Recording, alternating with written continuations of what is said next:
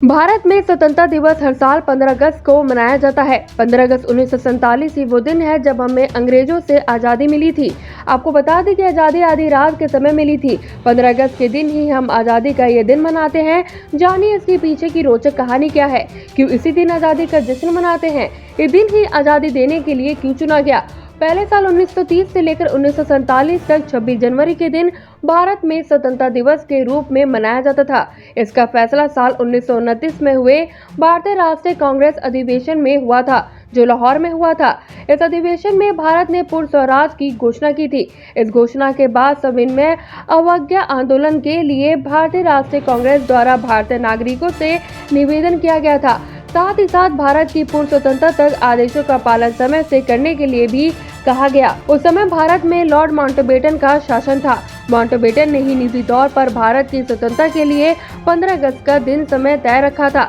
बताया जाता है कि इस दिन को वे अपने कार्यालय के लिए बहुत सौभाग्यशाली मानते थे। इसके पीछे दूसरी खास वजह ये थी कि दूसरे विश्व युद्ध के दौरान 1945 में 15 अगस्त के ही दिन जापान की सेना ने ब्रिटेन के सामने अपनी अगुवाई में आत्मसमर्पण कर दिया था। माउंटबेटन उस समय सभी देशों की सशस्त्र सेनाओं के कमांडर थे।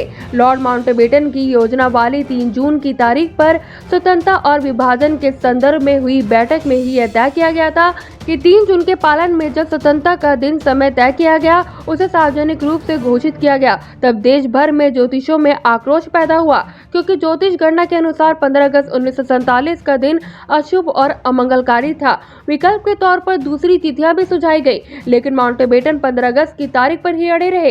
ये उनके लिए खास तारीख थी। आखिरी समस्या का हल निकालते हुए ज्योतिषियों ने बीच का रास्ता निकाला। फिर 14 और 15 अगस्त की मध्यरात्रि का समय सुझाया और इसके पीछे अंग्रेजी समय का भी हवाला दिया गया। अंग्रेजी परंपरा के रात 12 बजे के बाद नया दिन शुरू होता है। वहीं हिंदी गणना के अनुसार नए दिन का आरंभ सूर्य उदय के साथ होता है।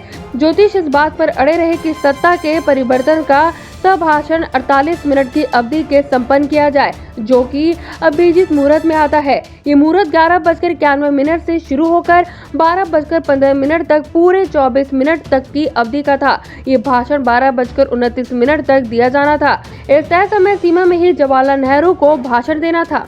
शुरुआती तौर पर ब्रिटेन द्वारा भारत को जून 1948 तक सत्ता हस्तांतरित किया जाना प्रस्तावित था। फरवरी 1947 में सत्ता प्राप्त करते ही लॉर्ड माउंटबेटन ने भारतीय नेताओं से आम सहमति बनाने के लिए तुरंत श्रृंखलाबद्ध बातचीत शुरू कर दी।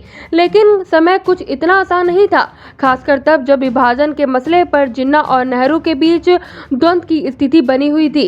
एक अलग राष्ट्र बनाए जाने की जितना ही मांग न बड़े पैमाने पर पूरे भारत में सांप्रदायिक दंगों को भड़काया और हर दिन हालात बेकाबू होते गए। निश्चित ही इन सब की उम्मीद माउंटबेटन से नहीं की होगी, इसलिए इन परिस्थितियों में माउंटबेटन को विपक्ष किया कि वह भारत की स्वतंत्रता का दिन 1948 से 1947 तक एक साल पहले ही पूर्व स्थगित कर दे। साल 1945 के दूसरे विश्व युद्ध के खत्म होने के समय ब्रिटिश आर्थिक रूप से कमजोर हो चुके थे और वे इंग्लैंड में स्वयं का शासन भी चलाने में संघर्ष कर रहे थे। ऐसा भी कहा जाता है कि ब्रिटिश सत्ता लगभग दिवालिया होने की कगार पर थी।